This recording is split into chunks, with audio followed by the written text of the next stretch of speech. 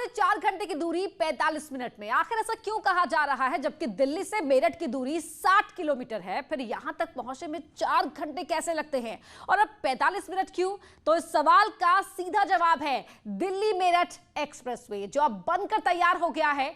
कभी भी ये जनता के लिए खोल दिया जाएगा और आप 45 मिनट के अंदर दिल्ली से मेरठ पहुंच सकते हैं।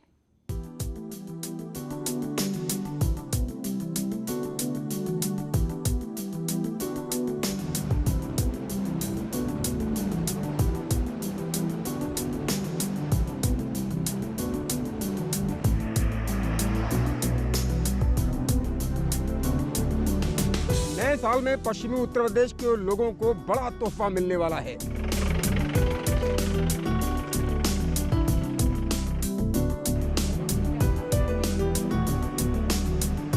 अब मेरठ से दिल्ली की दूरी मिनटों की रह जाएगी।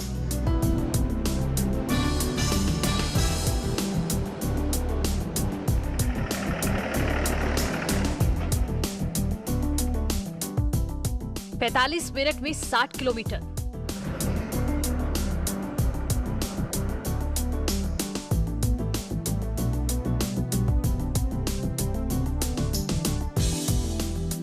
पहले ये दूरी घंटों में तय होती थी, लेकिन अब मिनटों में दिल्ली से मेरठ पहुंच सकते हैं। मेरठ दिल्ली एक्सप्रेसवे बनकर तैयार है और ऐसा माना जा रहा है, ऐसी संभावना जताई जा रही है कि मेरठ दिल्ली का ये एक्सप्रेसवे आगामी 26 जनवरी तक तैयार हो जाएगा। यानी कुछ दिनों में दिल्ली से मेरठ का ये हाईवे जनता को सौंप दिया जाएगा। ये न सिर्फ पश्चिमी यूपी के लोगों के लिए नए साल का शानदार तोहफा होगा, बल्कि हरिद्वार होकर उत्तराखंड जाना भी आसान हो जाएगा। 26 जनवरी को खुद प्रधानमंत्री नरेंद्र मोदी इसका उद्घाटन कर सकते हैं। मैं इस वक्त उसी मेरठ दिल्ली एक्सप्रेस वे पर फर्राटा भर रहा हूं और यहां की तस्वीरें मैं आपको दिखाना चाहूंगा। बस इंतजार चंद दिनों का ही रह गया है। चंद दिनों के अंदर ये पूरा का पूरा हाईवे बनकर तैयार हो जाएगा और जनता को समर्पित कर दिया जाएगा। इस हाईवे को कितनी खूबसूरती के साथ बनाया गया है, आप इन तस्वीरों में देख सकते हैं कि किस तरह से ये हाईवे बनकर तैयार हो गया है। तकरीबन 1 लाख पौधे भी इस हाईवे में लगाए गए हैं। अलग अलग फूलों के पौधे यहाँ पर लगाए गए हैं, फलदार वृक्ष यहाँ पर लगाए गए हैं। 60 किलोमीटर लंबे इस एक्सप्रेसवे को बनाने के लिए 5000 करोड़ रुपए खर्च किए गए हैं। 58 किलोमीटर का हाईवे पूरी तरह से तैयार है। सिर्फ 2 किलोमीटर की दूरी को बनाने का काम चल रहा है। डासना के पास 1 किलोमीटर का काम बाकी है, तो परतापुर में भी 1 किलोमीटर का काम अधूरा है, जिसे पूरा करने के लिए दिन रात काम चल रहा है। सन 2018 में इसकी शुरुआत हुई थी और 4 चरणों में इस प्रोजेक्ट को पूरा किया गया है। पहले चरण में 1058 करोड़ रुपए खर्च कर सराय काले खां से यूपी गेट तक 8.72 किलोमीटर की सड़क तैयार की गई। करीब 9 किलोमीटर का ये हाईवे 14 लेन का है। दूसरे चरण में यूपी गेट से डासना तक काम पूरा किया गया। यूपी गेट से डासना के बीच 19.28 किलोमीटर लंबे हाईवे को बनाने के लिए 1979 करोड़ रुपए खर्च हुए। दूसरे चरण में 8 लेन के हाईवे का काम पूरा हो गया है। तीसरे चरण में डासना से हापुड़ तक 22.23 किलोमीटर सड़क निर्माण हुआ। इसे बनाने में 1058 करोड़ रुपए खर्च हुए। डासना से हापुड़ के बीच 6 लेन के साथ 2 सर्विस लेन भी हैं। चौथे चरण में डासना से मेरठ तक के हाईवे का काम हो रहा है। डासना से मेरठ के बीच की दूरी 31.78 किलोमीटर है। 1087 करोड़ की लागत से चौथे चरण को तैयार किया जा रहा है। आखिरी चरण में 30 किलोमीटर तक का काम हो गया है। करीब 2 किलोमीटर का काम अभी भी बाकी है। न्यूज 18 की टीम इस वक्त मेरठ दिल्ली एक्सप्रेस वे पर खड़ी हुई है। यहाँ की तस्वीरें हम आपको दिखाना चाहेंगे कि किस तरह से ये हाईवे बनकर तैयार हो गया है। आप देखिए इन तस्वीरों में कि दूर दूर तक जहाँ तक निगाह जा रही है वहाँ तक हाईवे बनकर तैयार हो गया है। और प्रधानमंत्री नरेंद्र मोदी का सपना था कि पश्चिमी उत्तर प्रदेश के लोगों को खासी मुश्किलों का सामना करना पड़ता है, इसलिए इस हाईवे की सौगात पश्चिमी उत्तर प्रदेश के लोगों को दी गई थी। अभी तो इस हाईवे पर बुग्गी दौड़ती हुई नजर आ रही है, लेकिन अब जैसे ये कार जा रही है इसी तरह से आम लोग भी फर्राटा भर सकेंगे। कुछ दिन पहले सांसद राजेंद्र अग्रवाल के साथ बीजेपी के नेताओं ने इसका जायजा लिया था। बस इतना ही है कि 31 जनवरी तक इसको पूर्ण कर लिया जाएगा, ये एक भरोसा इसके निरीक्षण से हुआ है। अब इसके 3 चरण तो पहले पूरे हो चुके हैं, चौथा चरण उसमें केवल 3 किलोमीटर का ऐसा पैच है जिसमें अभी काम होना बाकी है, भराई मतलब फिलिंग वगैरह सब हो चुकी है और जिस गति से काम चल रहा है निश्चित रूप से 31 जनवरी तक पूरा हो जाएगा। 2 ऐसे आरओबीज हैं जिनमें छोटा सा डिजाइन को लेकर के कुछ चर्चा करने की आवश्यकता पड़ी थी। एक तो ABES के पास का जो फ्लाईओवर है वो, और दूसरा जहां से डासना से शुरू होता है ये मोहिद्दीनपुर की तरफ को, वो फ्लाईओवर। न्यूज 18 की टीम ने भी जायजा लिया तो 58 किलोमीटर तक सड़क बिल्कुल तैयार मिली। स्थानीय लोग इससे काफी खुश हैं। करीब ये 30 किलोमीटर का हाईवे है और ये सीधा ईस्टर्न वेरीफेयर से जाके मिल रहा है। ये हमारे लिए सबसे बड़ी खुशी की बात है। बिल्कुल आनंद आ रहा है क्योंकि हमें मेरठ से दिल्ली जाने में करीब 5 से 6 घंटे लगे। मोदनगर जाम, मुरादनगर जाम, दोहाई जाम, आपका मोटा, सब जगह जाम। अब और भी जाम लगने लगा जब से ये मेट्रो का काम चला, जब से और भी जाम लगा। अब करीब जनवरी में स्टार्ट हो जाएगा। हाईवे पर हमें काम करते कर्मचारी भी मिले। हमने उनसे जाना कि आखिर बचा हुआ काम कितने दिनों में पूरा हो जाएगा। कर्मचारियों ने ये भी बताया कि ये जनवरी में ही पूरा हो जाएगा और फिर देश को समर्पित कर दिया जाएगा। ये आपका जनवरी के लास्ट तक आपको हो जाएगा। अच्छा। कितने किलोमीटर का हाईवे है, क्या डिटेल्स है? ये 32 किलोमीटर का है। और कितना बड़ा तोहफा इसे आप मानते हैं? तोहफा तो पब्लिक के लिए, आप लोगों के लिए, हम लोग तो बना के चले ही जाएंगे दूसरी जगह। तोहफा तो आप लोगों के लिए रहेगा। देखते थे कि 8-10 साल में एक प्रोजेक्ट कंप्लीट होता था नेशनल हाईवे, लेकिन जब से बीजेपी गवर्नमेंट आई है काफ़ी हम लोगों को इंफ्रास्ट्रक्चर में काफ़ी हम लोगों को वैकेंसी, जॉब वगैरह काफ़ी मिल गई है। युवा के लिए काफ़ी जो है रोजगार भी मिला है। दिल्ली मेरठ एक्सप्रेसवे न सिर्फ आपको आपकी मंजिल तक जल्दी पहुंचाएगा, बल्कि इसके आसपास विकास के कई रास्ते भी खुलेंगे। स्थानीय लोगों को रोजगार मिलेगा तो उत्तराखंड आने जाने वालों के लिए भी समय की बचत होगी। न्यूज 18 के लिए मेरठ से उमेश श्रीवास्तव की रिपोर्ट। एक बार जब कुछ करने की ठान ली और लक्ष्य को पाने के लिए कदम आगे बढ़ा दिए तो फिर मकसद हर हाल में पूरा होकर रहता है। कुछ ऐसा ही कर दिखाया है बाराबंकी के एसपी अरविंद कुमार चतुर्वेदी ने, जिन्होंने पुलिस चौकियों और थानों को आत्मनिर्भर बनाने के लिए शुरू किया मधु मिशन।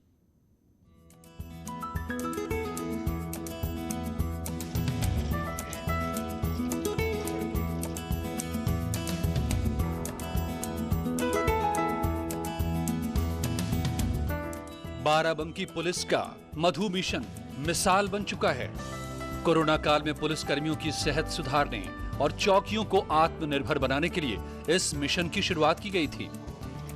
आज चौकियों में एक तरफ जहां कई क्विंटल शहद का उत्पादन हो रहा है, वहीं कई युवा मोमबत्ती के रोजगार से जुड़कर आजीविका भी कमा रहे हैं। बाराबंकी के एसपी अरविंद कुमार चतुर्वेदी ने इस मिशन की शुरुआत की थी, जिसके लिए 31 जगहों पर सर्वे किया गया और फिर शहद उत्पादन के लिए मधुमक्खी पालन का काम शुरू करवाया गया। हमने अपने यहाँ के प्राइवेट से लोन लिया और उसके माध्यम से हमने ये लगाया। 10 डब्बों की एक यूनिट होती है। उस 10 डब्बों में हमारी जो इनिशियल लागत है वो 40,000 रुपये आती है और इसकी जो एवरेज बचत है वर्ष भर की, जो इस पर रिटर्न है, वो लगभग 1 लाख रुपए का होता है। 75,000 से 1 लाख डिपेंड करता है ये डिब्बा कहाँ रखा गया है। मधु मिशन का मकसद कोरोना काल में पुलिस कर्मियों को शुद्ध शहद मुहैया करवाना है ताकि उनकी सेहत सलामत रहे। ये कोरोना काल में एक बहुत बड़ा संकट पुलिस पर आया, क्योंकि पुलिस, मेडिकल प्रशासन और सफाई कर्मी फ्रंट रनर्स रहे इस पूरी आपदा के समय पर। और इसमें कहा जाता है कि इम्यून सिस्टम जिसका जितना स्ट्रांग होगा वो उतना ही बचा रहेगा। शहद अब हमारी इम्यूनिटी को बढ़ाता है, तो एक इसके पीछे ये भी उद्देश्य था कि हमारे थाने चौकी के जो कर्मी हैं उनको हम शहद दें। एक हमने डिस्पेंसर डिज़ाइन किए हैं जिसमें एक बार में 1 चम्मच शहद निकलता है। हम चाहते हैं हमारे जवान अधिक से संख्या में नींबू पानी के साथ उसको मिलाकर पिएं और ये फ्री उनको वितरित किया जा रहा है। प्रत्येक थाने चौकी पर 50 किलो शहद जो निकल रहा है उसको हम रख रहे हैं। मधुमक्खी पालन के जरिए बेरोजगार युवाओं को आत्मनिर्भर बनाने का संदेश देना भी एक मकसद है। जो उसका मूल प्रयोजन है वो पैसा पुलिस के लिए कमाना और उसका रखरखाव करना नहीं है। मैं चाहता हूँ इससे लोग प्रेरित हों। एक संदेश समाज में देना चाहता हूँ कि जो बेरोजगार हैं जिनके पास ज़मीन है, जिनके पास रोज़गार के अन्य अवसर नहीं हैं, वो भी मधुमक्खी पालन के लिए आगे आ सकते हैं और इससे बहुत लाभ होगा। केंद्र सरकार ने मधुमक्खी पालन को जो मिशन है, इसको कोरोना को देखते हुए विशेष इस पर पैकेज दिया है। इस पर गवर्नमेंट लोन देती है, गवर्नमेंट सब्सिडी देती है, करीब 35% की सब्सिडी है, जिससे हर युवा या कोई भी व्यक्ति इसका लाभ उठा सकता है और अधिक से अधिक मात्रा में शहद का उत्पादन कर सकता है। मधु मिशन के तहत हर थाने और चौकी में 10-10 बॉक्स लगाए गए हैं। 270 बी बॉक्स से पहले राउंड में 500 किलो से ज्यादा शहद का उत्पादन हो चुका है। जिस लोकेशन पर सरसों, जामुन, लीची, शीशम, नीम, बबूल, तिल और तुलसी की फसलें हैं, वहां पर वैसी ही सुगंध वाला शहद तैयार हो रहा है और फिर उन्हें इन्हीं उपनामों से बाजार में उतारा गया है।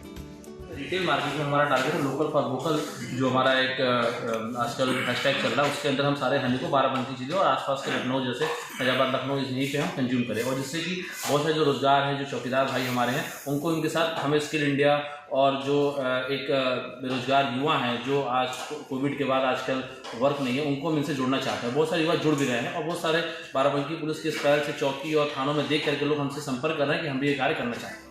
शहद निकलने के बाद जो छत्ते से मोम मिलता है, उससे मोमबत्ती, बी वैक्स क्रीम और साबुन तैयार किए जा रहे हैं, यानी आम के आम और गुठलियों के दाम, जिससे जिले के युवा स्वरोजगार से जुड़कर आत्मनिर्भर बन रहे हैं। अनिरुद्ध शुक्ला, न्यूज़ 18, बाराबंकी। आपने देश के कई ढाबों में खाना खाया होगा, लेकिन आज हम आपको ऐसे अनोखे ढाबे के बारे में बताएंगे जहां काम करने वाला हर शख्स दिव्यांग है, जो आत्मनिर्भर भारत की अनोखी मिसाल है।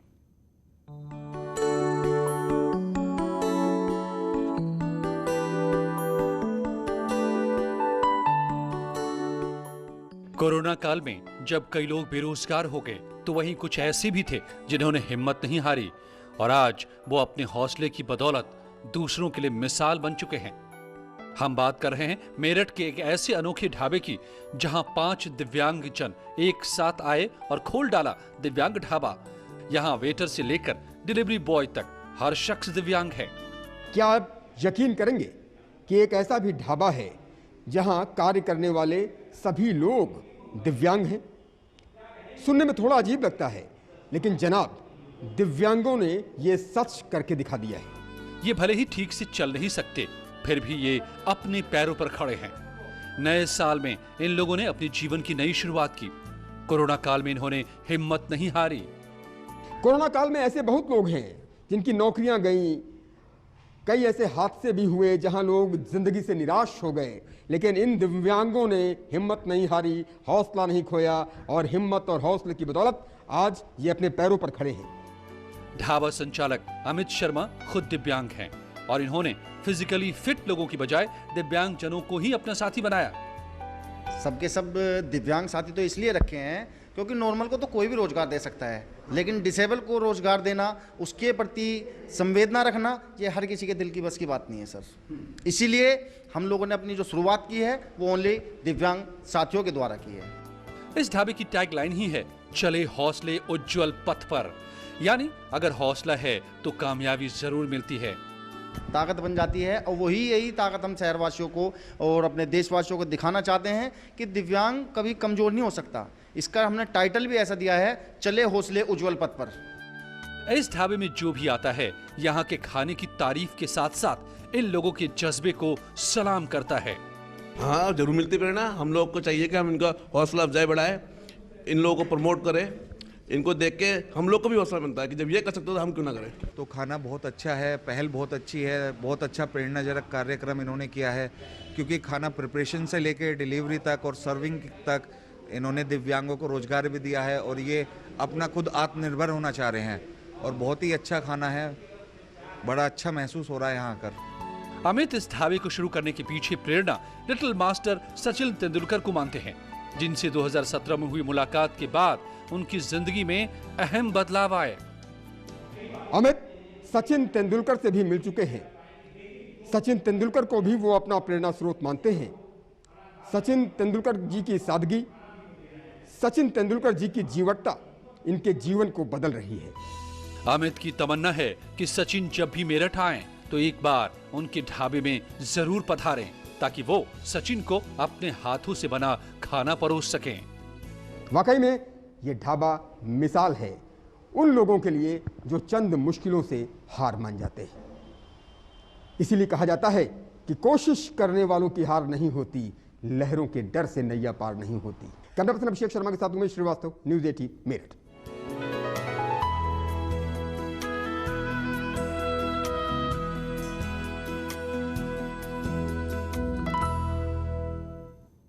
एक शिल्पकार की नजर में कुछ भी बेकार नहीं होता। जंगल की बेकार लकड़ियों को तराश कर अलग अलग रूप देकर नैनीताल के काष्ठ शिल्पी ने साबित भी किया है। ये रिपोर्ट देखिए।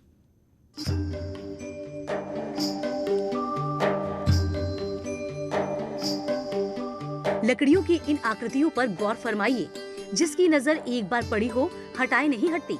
हटे भी क्यों, बेहद लुभावनी जो है, जिसमें लकड़ी से बने मंदिर, पशु पक्षी और कई प्रकार के सजावटी सामान हैं, जिनको जंगल की बेकार लकड़ियों से तैयार किया गया है।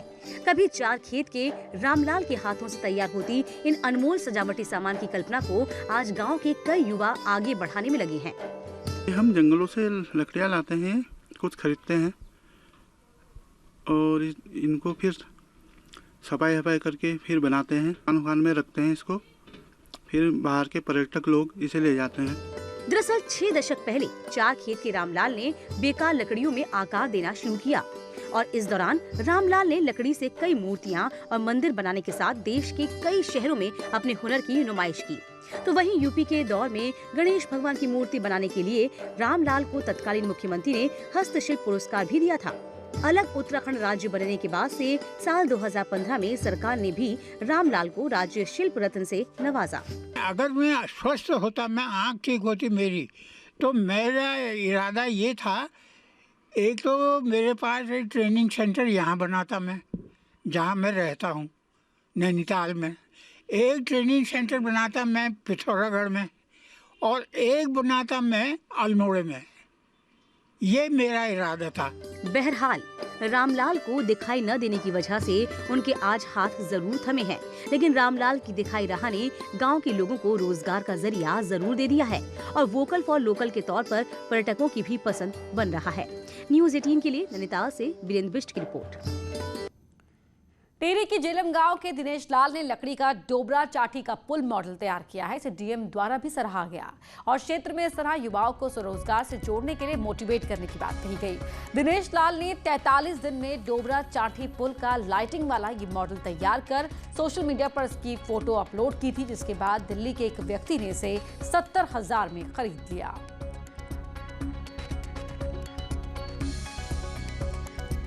डोबरा पुल था वो भी हमारी संस्कृति से जुड़ गया है, भारत का नंबर 1 ब्रिज है, तो वो भी बनाया। डोबरा चाटी पुल फेसबुक में डाला सोशल साइट में, तो 17 मिनट के अंदर अंदर मेरे पास उसका एडवांस आ गया था दिल्ली से। उनको भी यहाँ पर ट्रेनिंग प्रोग्राम दे रहे हैं ताकि उस गांव में और उसके आसपास जितने भी युवा हैं वो उनको ट्रेन करें और उनको इस तरीके से एज वो मेन जो मतलब मास्टर आर्टिस्ट होते हैं वो मास्टर आर्टिस्ट बन जाएंगे। यहाँ रुक रहे एक छोटे से ब्रेक के लिए।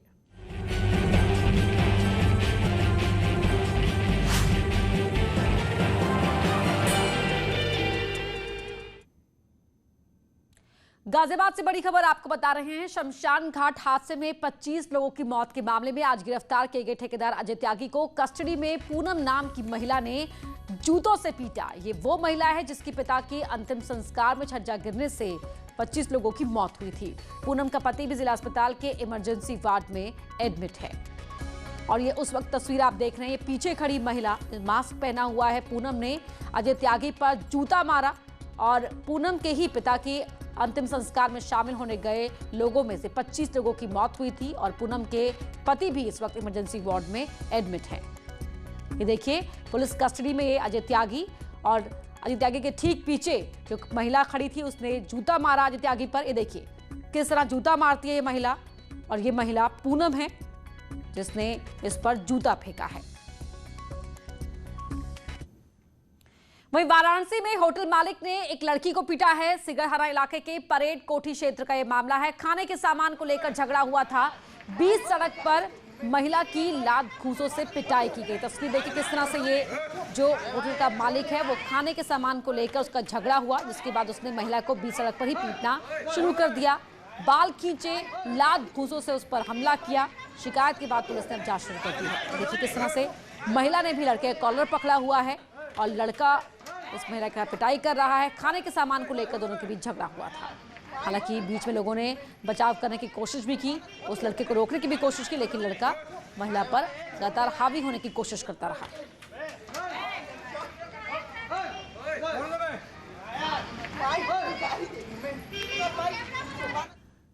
सहारनपुर में गांव वालों ने गुलदार के शावक को मौत के घाट उतार दिया। ग्रामीणों की माने तो इलाके में 3 गुलदार देखे गए थे। इससे पहले भी गुलदार ने कई मवेशियों को अपना शिकार बनाया था। ग्रामीणों की सूचना के बाद भी वन विभाग की टीम मौके पर नहीं पहुंची। इसके बाद ग्रामीणों ने खुद ही एक गुलदार को मौत के घाट उतार दिया। अब ग्रामीण दूसरे गुलदार की तलाश कर रहे हैं।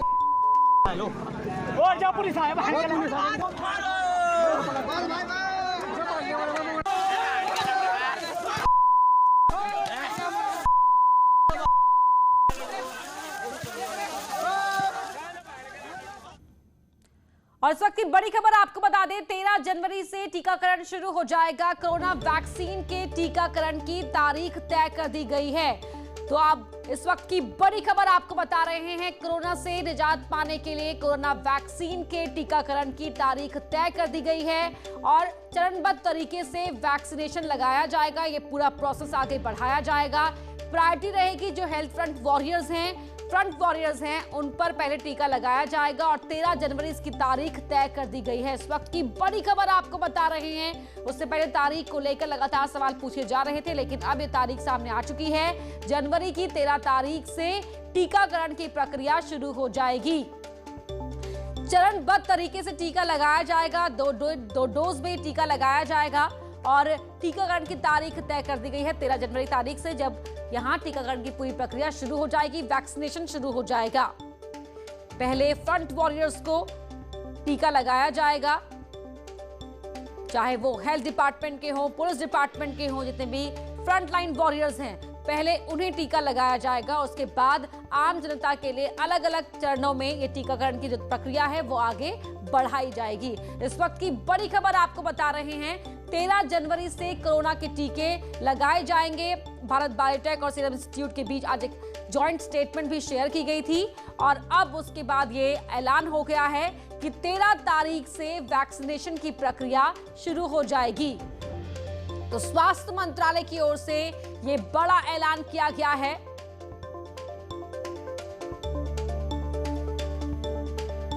तो बता दें आपको भी कुछ दिन पहले ही मेडिकल इमरजेंसी के तौर पर अप्रूवल दिया गया था, चाहे भारत बायोटेक की बात की जाए या सीरम इंस्टीट्यूट की वैक्सीनेशन की बात की जाए। और अब आज ही एक जॉइंट स्टेटमेंट भी रिलीज की गई थी कि भारत के दोनों ही कंपनियां प्रतिबद्ध हैं जनता के स्वास्थ्य के प्रति और इसके लिए बाद अब ये वैक्सीनेशन की डेट तय कर दी गई है।